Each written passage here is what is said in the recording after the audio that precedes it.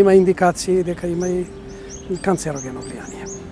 И од тие причини неговото елиминирање е нужно и Стокхолмската конвенција токму алудира на тоа таму каде што имаме отпад кој што содржи субстанции кои што се на листата, вклучувајќи го и линданот, да ги елиминираме.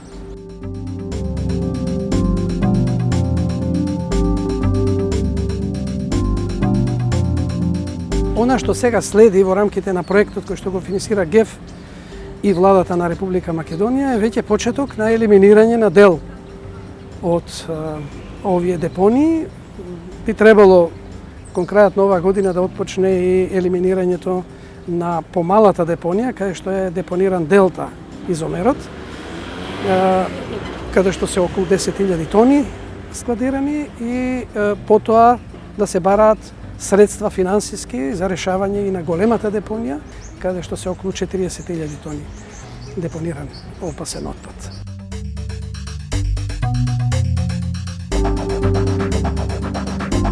Очекуваме од овој проект, меѓу другото, да демонстрира дека технологијата која ќе биде одбрана, селектирана за деконтаминација, ќе биде апликативна и за другата депонија, за поголемата депонија во кругот на Охрид и за останатите контаминанти кои имаат слични особини, како и линданот и ХЦХ изомерите.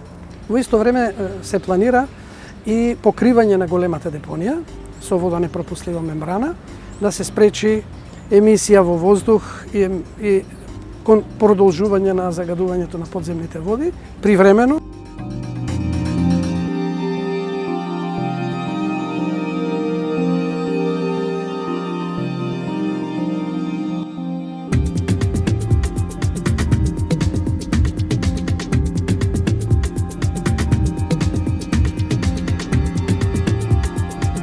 Сметаат дека се слабо информирани во однос на ваквите штетни отпади и сметаат дека во иднина тоа треба да се подобри.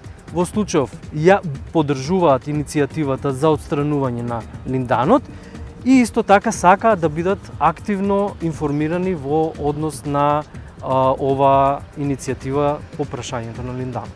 Точните информации се рецептот за правилно информирање на и младите и постарите, се разбира. И тоа мислам дека ја подига свеста на популацијата кога ќе се лифирува или ќе се пласира соодветна информација, точна информација.